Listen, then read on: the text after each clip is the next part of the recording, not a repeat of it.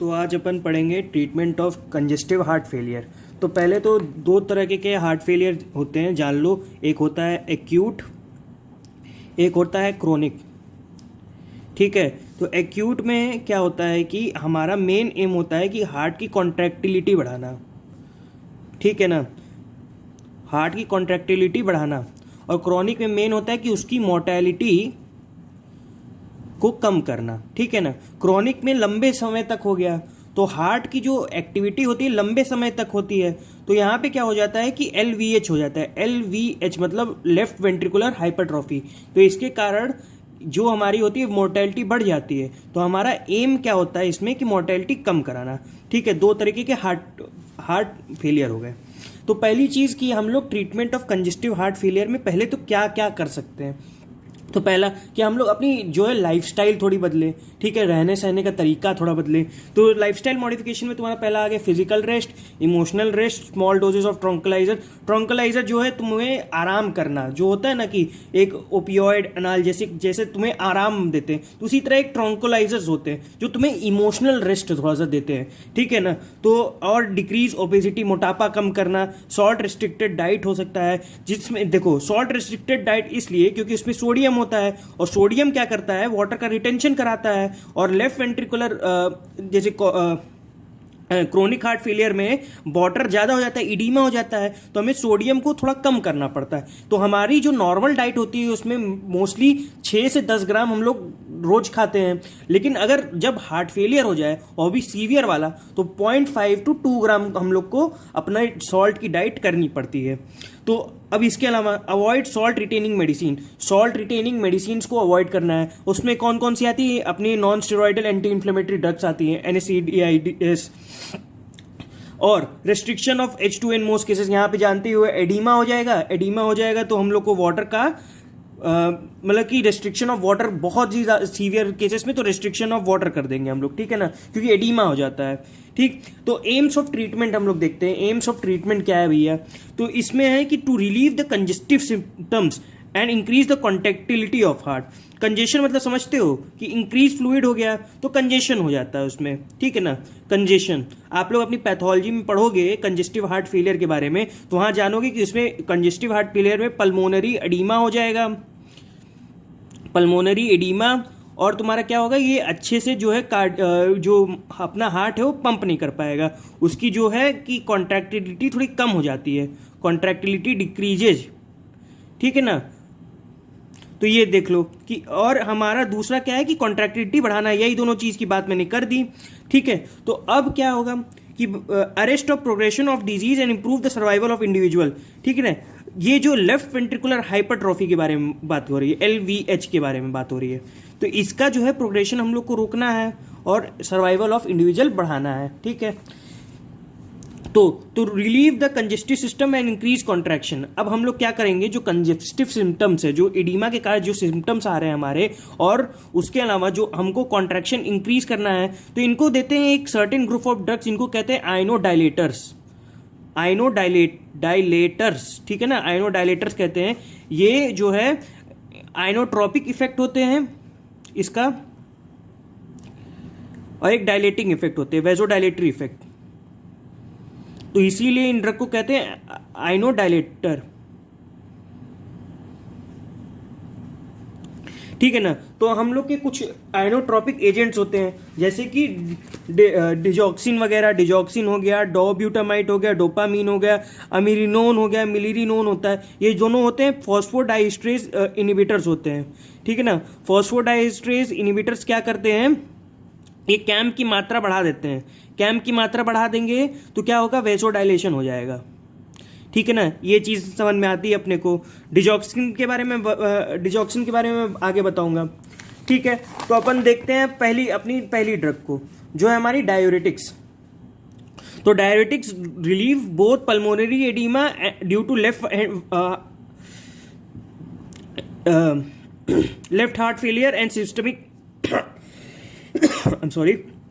Systemic congestion due to right heart failure. ठीक है ना, तो डायरेटिक्स क्या करते हैं, जो पल्मोनरी एडिमा में बताया था आपको, due to left heart failure. अब इसमें क्या होता है कि दो तरह के हार्ट फेलियर होते हैं, ठीक है। मैं अब इसका थोड़ा सा मैं पैथोफिजियोलॉजी थोड़ी सी बता दूं इसके लिए, ठीक। लेफ्ट हार्ट, हाँ, तो इसकी थोड़ी सी मैं पैथोलॉजी बता दूं, पैथो या फिजियोलॉजी, पैथोफिजियोलॉजी। तो लेफ्ट वेंट्रिकल फेलियर में देखते हैं, तो लेफ्ट वेंट्रिकल जो है, जो प्रॉपर ब्लड नहीं पंप कर सकता, तो हम लोग जानते हैं राइट वेंट्रिकल से वाया पल्मोनरी आर्टरी ये लंग्स में जाता है, लंग्स से वाया पल्मोनरी वेन ये कहाँ आता है, तुम्हारा हार्ट में आता है, राइट एट्रियम ऑफ हार्ट, ठीक, अरे लेफ्ट एट्रियम ऑफ हार्ट, ठीक है ना। अब लेफ्ट एट्रियम से लेफ्ट वेंट्रिकल में चला जाएगा। अब देखो लेफ्ट वेंट्रिकल जैसे ब्लड प्रॉपरली पंप नहीं कर पाया तो ब्लड पूलिंग हो जाएगी लेफ्ट एट्रियम में। अब लेफ्ट एट्रियम से ये ब्लड कहाँ जाएगा, पल्मोनरी वेन, पल्मोनरी वेन से कहाँ जाएगा, लंग्स में चला जाएगा। तो लंग्स में क्या होगा, कलेक्शन ऑफ ब्लड, तो इसी के कारण ये पल्मोनरी एडीमा कॉज कर देता है, जो मैं इतनी देर से बता रहा था, ठीक है ना। तो left ventricular failure is characterised by pulmonary oedema. अब बात करते हैं अपन राइट वेंट्रिकुलर फेलियर में। राइट वेंट्रिकुलर फेलियर में क्या होता है, right ventricle can not pump blood properly, तो यहाँ पे राइट एट्रियम में चला गया, ठीक है। ब्लड सारा जो है राइट एट्रियम में, राइट एट्रियम में कहाँ से दो ब्लड आते हैं, एक सुपीरियर वेना कावा, एक इन्फीरियर वेना कावा, ठीक है। सुपीरियर वेना कावा किससे कनेक्टेड होता है, जुगुलर वेन से, तो जुगुलर वेनस प्रेशर बढ़ जाएगा। और इन्फीरियर वेना कावा कहाँ से ब्लड लाती है, लीवर से लाती है और जगह से नीचे से लाती है, तो कंजेस्टिव हिपैटोमेगैली हो जाएगा। तो right ventricular failure is characterised by increase JVP, jugular venous pressure and congestive hepatomegaly, ठीक है ना। इतनी बात हो गई थी हमारी, इतनी बात हो गई, पैथोफिजियोलॉजी मैंने आपको इसकी बता दी। अब थोड़ा सा मैं बात कर दूं pre load and after load पे, ठीक है ना। अब देखो concept of pre load and after load. Pre load क्या होता है, वेन से जो ब्लड हार्ट में आएगा उसी को प्री लोड कह देंगे, ठीक है ना। जैसे कि कोई भी वेन से अगर हार्ट में ब्लड आता है उसी को प्री लोड कहेंगे। अगर वेन्स कॉन्स्ट्रिक्ट होगी तो प्री लोड भी बढ़ जाएगा, सिंपल सी बात है। अगर वेन कॉन्स्ट्रिक्ट होगी, प्रेशर बढ़ेगा तो प्री लोड भी बढ़ेगा। अब आफ्टर लोड क्या होता है, जब वेंट्रिकल से, स्पेशली लेफ्ट वेंट्रिकल, याद रखना लेफ्ट वेंट्रिकल किससे कनेक्टेड होता है, अयोटा से, ब्लड अयोटा को पंप, अयोटा में पंप करेगा, उसके लिए रिक्वायर्ड कॉन्ट्रैक्शन और वर्क करना पड़ेगा, उसी को आफ्टर लोड कहते हैं। जब तुम्हारा ये लेफ्ट वेंट्रिकल है कोई, जैसे मान लो ये एक हार्ट है, ठीक है ना, तो ये तुम्हारा लेफ्ट वेंट्रिकल हो गया, ये मान लो एक ये अयोटा हो गया, ठीक है, ये इस चीज को अयोटा मान लो। तो अगर यहाँ पे तुम्हारा जो है अयोटा का प्रेशर बढ़ा, अयोटा में प्रेशर बढ़ा, तो इसके ऊपर प्रेशर आ रहा है, ठीक है ना, इसके ऊपर प्रेशर आएगा, तो ये जो इसको कॉन्ट्रैक्ट करने के लिए होगा, ज्यादा फोर्स लगाना पड़ेगा, तो यही चीज है, ठीक है ना, और वर्क करना पड़ेगा, उसी को आफ्टर लोड कहते हैं। अगर आर्टरीज कॉन्ट्रैक्ट करेगी तो आफ्टर लोड बढ़ जाएगा, सिंपल सी चीज है, ठीक है ना। तो अपन बात कर रहे थे डायरेटिक्स की। तो डायरेटिक्स में दो तरह के डायरेटिक्स होते हैं, आपने पढ़ा होगा अपनी उसमें किडनी में, किडनी वाले फार्माकोलॉजी वाले में, जाए मैं आगे बताऊंगा इस चीज को। तो दो तरीके के होते हैं, एक लूप डायरेटिक्स, एक होता है थायजाइड डायरेटिक्स।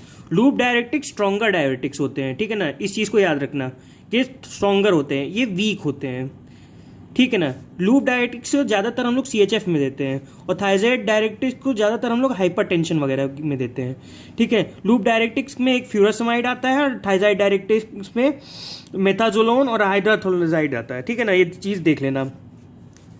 अब वेजोडायलेटर्स की बात कर लेते हैं, ठीक है ना।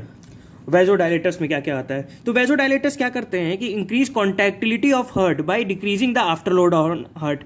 आफ्टर लोड के बारे में मैंने बता दिया आपको, ठीक है ना। आर्टरीज कॉन्स्ट्रिक्ट करेंगी तो आफ्टर लोड क्या होगा, बढ़ जाएगा, तो इंक्रीज करेगा कॉन्ट्रैक्टिलिटी और ये डिक्रीज करेगा आफ्टर लोड को, ठीक है ना जी। तो इसमें 4 तरह की दवाइयां आती हैं, कौन कौन सी आती है, एस इनहिबिटर आती है, एंजियोटेंसिन रिसेप्टर ब्लॉकर आती है, हाइड्रालाजीन आती है, नाइट्रेट्स आते हैं। हाइड्रालाजीन जो होता है आर्टरियो डायलेटर होता है, ठीक है ना। और नाइट्रेट्स क्या करते हैं, ये वीनो डायलेटर्स में लिए होते हैं, आर्टरियो वीनो डायलेटर्स में, अगर टू बी मोर स्पेसिफिक, ठीक है ना। तो ये क्या करेंगे, आर्टरियल का वेजोडाइलेशन मैंने बता दिया, और आर्टरियल का वेजोडाइलेशन हो गया, वेजोडाइलेशन खुलना खुलना खुलना, क्या कहेंगे उसको, डिक्रीज आफ्टर लोड। उसमें कॉन्स्ट्रिक्ट कर रहा था तो इंक्रीज कर रहा था, इसमें डायलेट होगा तो डिक्रीज करेगा, ठीक है ना। तो इंप्रूव कॉन्ट्रैक्टिलिटी ऑफ हार्ट, जब ये आफ्टर लोड डिक्रीज हो गया तो इसको कम वर्क करना पड़ेगा, तो इसीलिए ये कॉन्ट्रैक्टिलिटी ऑफ हार्ट बढ़ा देगा। ठीक है ना। अब डी पे आते हैं। डी कौन सी तुम्हारी? Beta blockers. बीटा ब्लॉकर्स में 3 ड्रग याद करनी है, बिसोप्रोलॉल, मेटोप्रोलॉल, कार्वेडिलॉल। कौन कौन सी? बिसोप्रोलॉल, मेटोप्रोलॉल, कार्वेडिलॉल। ठीक है ना जी। तो अब हम बात करते हैं कंपनसेटरी मैकेनिज्म। ठीक है ना, कंपनसेटरी मैकेनिज्म ऑफ हार्ट। अगर देखो, activation of sympathetic nervous system, congestive heart failure में क्या होता है कि अगर जब कम ब्लड होगा तो हमारा एक अंदर 2 तरह के सिस्टम होते हैं, हमारे 2 हाथ होते हैं। ठीक है, एक पैरासिम्पैथेटिक का हाथ होता है, एक सिंपैथेटिक का हाथ होता है। तो इसमें क्या होगा कि सिंपैथेटिक नर्वस सिस्टम की एक्टिविटी बढ़ जाएगी। ठीक है ना, एक्टिवेशन ऑफ सिंपैथेटिक आउटफ्लो बढ़ गया, और इससे क्या हुआ? मायोकार्डियल कॉन्ट्रैक्टिलिटी और मायोकार्डियल ऑक्सीजन डिमांड दोनों बढ़ गया। ठीक है ना। ठीक है, मायोकार्डियल कॉन्ट्रैक्टिलिटी बढ़ी, जो अपनी कॉन्ट्रैक्टिविटी बढ़ानी ही थी भाई, और इसके कारण क्या होगा कि मायोकार्डियल की जो ऑक्सीजन डिमांड है, जो ऑक्सीजन की चाहत है, जो ऑक्सीजन खींचना चाह रहा है वो ज्यादा खींचेगा भाई, क्योंकि कॉन्ट्रैक्टिलिटी बढ़ रही है। ठीक है ना। तो activation of sympathetic nervous system useful transiently in CHF but in long term cause harmful congestive heart failure. ठीक है ना। अब देखो, अगर सिंपैथेटिक नर्वस सिस्टम ज्यादा देर तक रहा, ज्यादा देर तक सिंपैथेटिक नर्वस सिस्टम, क्योंकि हमारी सिस्टम को अप रेगुलेट कर देगा भाई, ये चीज को अप रेगुलेट कर देगा, और ऐसा हम नहीं चाहते भाई कि अगर हमारा सिस्टम, कोई भी सिस्टम ज्यादा काम कर रहा है कि देखो किसी भी चीज की अति मतलब कि खराब होती है। ठीक है, तो एक्टिवेशन ऑफ सिंपैथेटिक, ये क्या है? Compensatory mechanism. ये तुम्हारा मतलब कि एक तरीके का अतिरिक्त चीज है, इसको हम लोग मेन अपने नहीं रख सकते। अगर इसको ज्यादा देर तक रहेंगे तो ये हार्मफुल सीएचएफ कर देगा। तो इसी के एक्टिवेशन को न्यूट्रलाइज करने के लिए सिंपैथेटिक नर्वस सिस्टम के बीटा ब्लॉकर्स देते हैं हम लोग। ठीक है ना। अब बीटा ब्लॉकर्स जो है एक्यूट सीएचएफ में कॉन्ट्रा इंडिकेट करते हैं। इस चीज को बहुत ही क्लियरली याद रखना, क्योंकि एक्यूट सीएचएफ में हमारा एम था इंक्रीज आयोनोट्रोपिक इफेक्ट, और बीटा 1 जो है, जो बीटा 1 रिसेप्टर्स होते हैं वो हार्ट पे होते हैं, वो इंक्रीज हार्ट रेट करते हैं। अगर हम लोग ने बीटा ब्लॉकर दे दिया एक्यूट सीएचएफ में, हम लोग को आयोनोट्रोपिसिटी बढ़ानी है, जानते ही हो, हमने बीटा ब्लॉकर्स दे दिया तो ये एचआर को कम कर देगा, और यहाँ पे ऑलरेडी आयोनोट्रोपिक कम की, तो एक साथ हार्ट रेट बहुत ज्यादा कोलैप्स कर जाएगा, बहुत ज्यादा डिक्रीज हो जाएगा हार्ट रेट। ठीक है ना। इसीलिए एक्यूट सीएचएफ में इसको कॉन्ट्रा इंडिकेट करते हैं। लेकिन क्रॉनिक सीएचएफ में हमारा मेन टारगेट है कि मोर्टिलिटी ना हो, पेशेंट की डेथ ना हो, इसलिए हम लोग बीटा ब्लॉकर देते हैं। ठीक है ना, ये चीज याद रखना, ये क्रॉनिक सीएचएफ में देते हैं, क्रॉनिक सीएचएफ में बीटा ब्लॉकर देते हैं। तो अब बात करते हैं arrest of progression of disease and improve. ठीक है ना। अब प्रोग्रेशन ऑफ डिजीज को हम लोग कैसे रोकेंगे भाई? ठीक है ना। और सर्वाइवल ऑफ इंडिविजुअल, तो हम लोग पहले क्या देते हैं? S inhibitor. सबसे पहली ड्रग हमारी कौन सी होगी? ड्रग तो ये होती है एस इनिबिटर। इसमें इसमें ये सब दवाइयां आती है, कैप्टोप्रिल, इनालाप्रिल, लिजिनोप्रिल, रैमीप्रिल, पेरिंडोपिल। और इसमें ये एक चीज याद रखो, कैप्टोप्रिल और लिजिनोपिल, ये क्या होती है? प्रो ड्रग्स होती हैं हमारी। ये क्या होती है? प्रो ड्रग्स होती हैं। क्या होती हैं? प्रो ड्रग्स होती हैं। ठीक है ना। कैप्टोपिल और लिजिनोप्रिल प्रो ड्रग्स होती हैं, और इनालाप्रिल, रैमीप्रिल, पेरिंडोप्रिल, ये सब जो ड्रग्स होती हैं, ये आई एम सॉरी, ये ड्रग्स मेन ड्रग्स होती हैं। ये सारी ड्रग होती हैं जो ये होती हैं तुम्हारी, इसमें ये कन्वर्ट हो जाती है इनालाप्रिलैट में, तो ये सब प्रिलैट में हो जाती है। तो ये सब प्रो ड्रग है, ये दोनों प्रो ड्रग नहीं है। I am really sorry for this, ये मिस्टेक थोड़ी सी मेरे से हो रही थी। इट्स सब मेन ड्रग है। ये जो है, ये इनालाप्रिल, रैमीप्रिल और पेरिंडोप्रिल, ये क्या है? प्रो ड्रग्स हैं। ठीक है ना, इस चीज को याद रखना।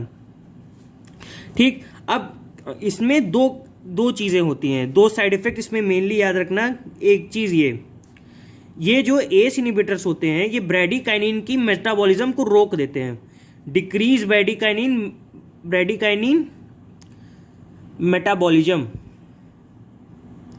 ठीक है ना। तो इसके साइड इफेक्ट क्या होंगे? कफ, एंजियोएडिमा। ठीक है। इसको कहां कहां कॉन्ट्रा इंडिकेट करते हैं? एक प्रेगनेंसी में, कॉन्ट्रा इंडिकेटेड इन प्रेगनेंसी, और एक जगह और करते हैं, हाँ, bilateral renal artery stenosis, stenosis, ठीक है ना, इस चीज़ को याद रखना यार। अब बात करते हैं ACE inhibitors and angiotensin receptor. हाँ, तो एस इनिबिटर्स और angio receptor blocker inhibit compensatory mechanism of RAS, ठीक है ना। तो कंपनसेटरी मैकेनिज्म ऑफ रास के बारे में भी जान लेते हैं, ठीक है ना। तो ये रास है, ठीक है, ये बीटा 1 से पहले तो बीटा 1 से रेनिन निकला, बीटा 1 सेल से बीटा 1 रिसेप्टर होते हैं ना, वहाँ पे जेजी सेल्स पे बीटा 1 रिसेप्टर होते हैं, तो वहाँ से रेनिन निकला। रेनिन ने क्या किया, रास को स्टिमुलेट करेंगे, ठीक है ना। तो एंजियोटेंसिन 1 से एंजियोटेंसिनोजन से एंजियोटेंसिन 1 बनेगा, एंजियोटेंसिन 1 से एंजियोटेंसिन 2 बनेगा, ठीक है ना।